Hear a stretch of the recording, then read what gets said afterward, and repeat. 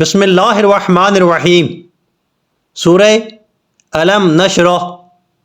سورہ الم نشرح مکی سورہ ہے، 8 آیات اور 1 رکوع ہے۔ اس سورہ میں پہلے تو خدا نے حضرت رسول صلی اللہ علیہ وآلہ وسلم کے سینہ مبارک کو علم سے مملوء اور پر ہونے کو بیان کیا ہے، اور اس پر مفسرین کے وہ اقوال کہ فرشتے نے رسول اللہ صلی اللہ علیہ وآلہ وسلم کے پیٹ کو سینے تک چاک کیا اور پھر دل کو دھویا، بالکل خلاف عقل واقعہ ہے۔ اس کے بعد خدا نے دوسرا احسان جتایا ہے کہ تم پر جو نبوت اور احکام خدا پہنچانے کا بوجھ بہت بڑا تھا، اس کو علی ابن ابی طالب علیہ السلام کی خلافت و وزارت سے ہلکا کر دیا، اور چونکہ اس حکم خدا یعنی حضرت علی علیہ السلام کی خلافت کے اظہار کو حضرت رسول صلی اللہ علیہ وآلہ وسلم بہت مشکل کام سمجھتے تھے، اس بنا پر خدا نے جس طرح دوسرے مقام پر دوسرے الفاظ میں فرمائش کی ہے، اسی طرح یہاں بھی یوں فرما دیا ہے کہ ہر مشکل کے ساتھ آسانی ہے۔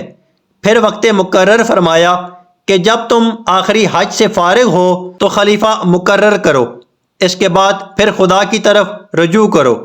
خدا کے نام سے شروع کرتا ہوں جو بڑا مہربان رحم والا ہے۔ اے رسول صلی اللہ علیہ وآلہ وسلم، کیا ہم نے آپ کا سینہ علم سے کشادہ نہیں کیا؟ ضرور کیا، اور آپ صلی اللہ علیہ وآلہ وسلم پر سے وہ بوجھ اتار دیا جس نے آپ کی کمر توڑ رکھی تھی، اور آپ کا ذکر بھی بلند کر دیا۔ تو ہاں، مشکل کے ساتھ آسانی بھی ہے، اور بے شک مشکل کے ساتھ آسانی ہے۔ تو اب جب کہ تم تبلیغ کے اکثر کاموں سے فارغ ہو چکے تو اپنا جانشین مقرر کر دو اور برگاہ احدیت میں حاضری کی طرف راغب ہو جاؤ۔ فرمان رسول اللہ صلی اللہ علیہ وآلہ وسلم۔ اس سورہ کی فضیلت کے بارے میں پیغمبر اکرم صلی اللہ علیہ وآلہ وسلم سے ایک حدیث نقل ہوئی ہے کہ جو شخص سورہ شرح کی تلاوت کرے وہ اس شخص کی مانند ہے جس نے میری دیدار کی ہو۔ فرمان رسول اللہ صلی اللہ علیہ وآلہ وسلم، جو شخص اس سورہ کی تلاوت کرے خدا اسے یقین اور عافیت عطا کرے گا۔ حضرت امام جعفر صادق علیہ السلام۔ امام صادق علیہ السلام سے بھی ایک حدیث میں آیا ہے کہ جو شخص سورہ شرح کو دن یا رات میں پڑھے، اس کے بدن کے تمام اجزاء اور اس کے اطراف میں موجود تمام چیزیں قیامت کے دن اس کے حق میں گواہی دیں گے۔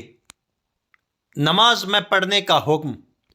شرعی احکام میں آیا ہے کہ واجب نمازوں میں سورہ حمد کے بعد صرف سورہ شرح کی قرأت کرنا کافی نہیں، بلکہ اس کے پڑھنے کی صورت میں اس کے ساتھ سورہ ضحیٰ کو بھی پڑھنا ضروری ہے۔ فاضل نراقی کے مطابق مشہور فقہا کا نظریہ ہے کہ نماز میں ان دونوں کی ایک ساتھ قرأت ضروری ہے۔ دن اور رات کو اس سورہ کی تلاوت کے بہت سارے خواص ذکر کیے گئے ہیں۔ مشکلات اور گرفتاریوں سے نجات کے لیے نماز کی دوسری رکعت میں اس کی قرأت کی سفارش کی گئی ہے۔ سینے کے درد سے شفا، وضع حمل میں آسانی، ترس اور خوف کا ازالہ، اور دریائے سفر میں محافظت وغیرہ شامل ہیں۔ صدق اللہ العلی العظیم۔